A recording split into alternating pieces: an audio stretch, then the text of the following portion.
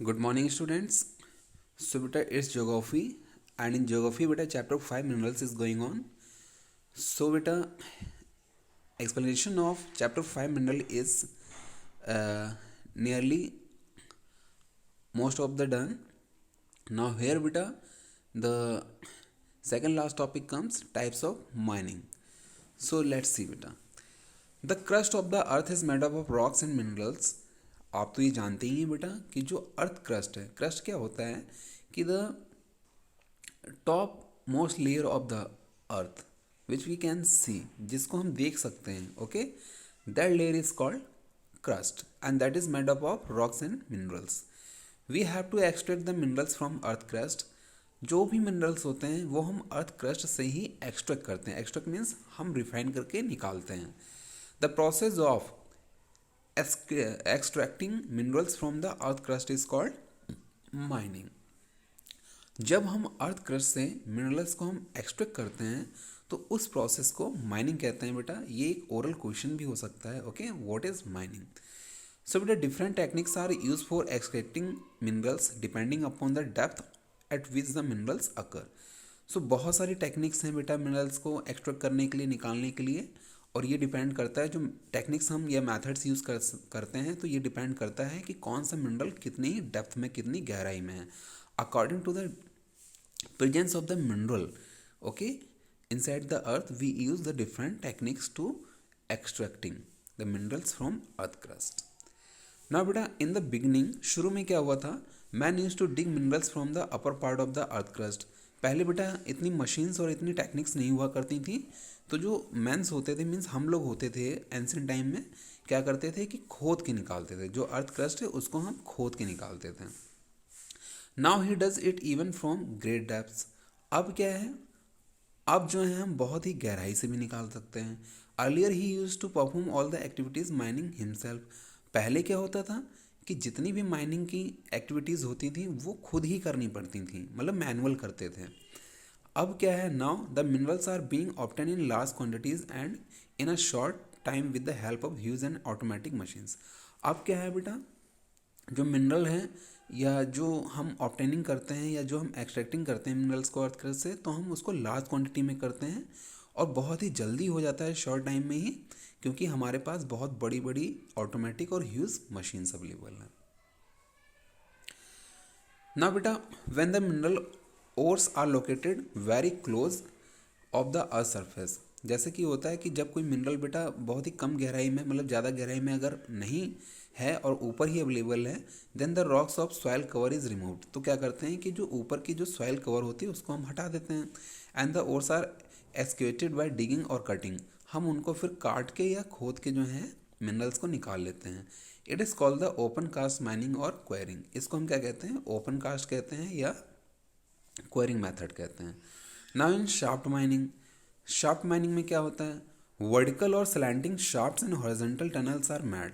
इसमें क्या होता है कि या तो हम वर्टिकल या स्लैंटिंग शाफ्ट्स बनाते हैं और हॉरिजॉन्टल टनल्स भी बना लेते हैं, मतलब जो है सुरंग बना लेते हैं.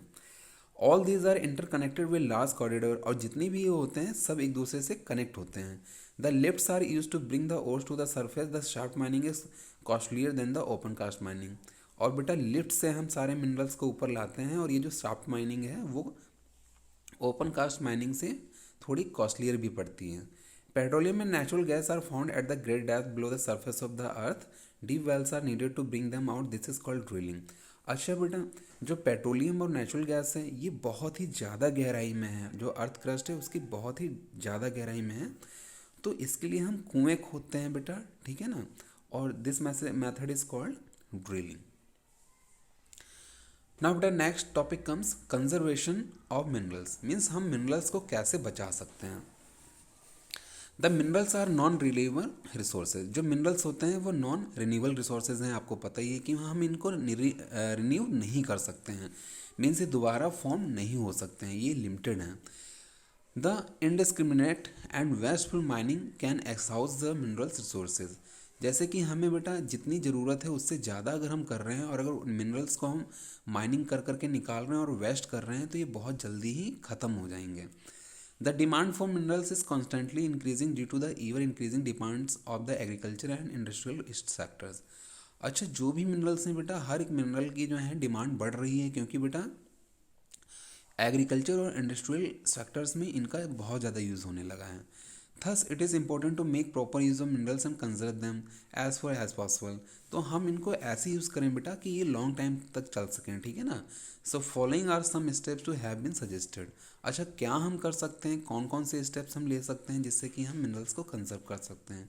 So first is use proper techniques in mining activities to reduce the wastage. Whenever we extract minerals from earth crust, so we should use the proper और अच्छी टेक्निक को यूज़ करना चाहिए जिससे कि मिनरल्स का वेस्टेज ना हो। New techniques need to be develop to find new mineral resources in the world. और दूसरी ऐसी टेक्निक्स को हम यूज़ करें या ऐसी टेक्निक्स को हम डेवलप करें जिससे कि न्यू रिसोर्सेज भी हम वर्ल्ड में फाइंड कर सकें।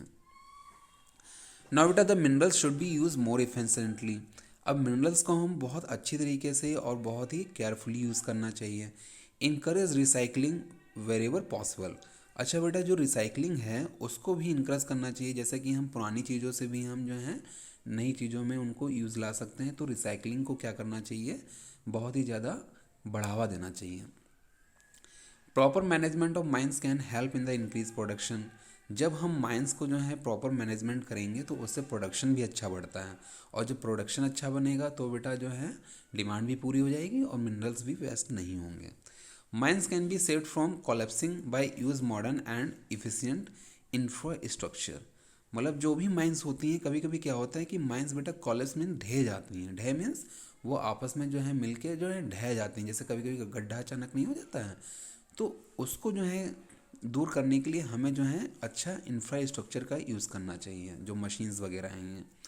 Now encourage the use of non conventional energy resources.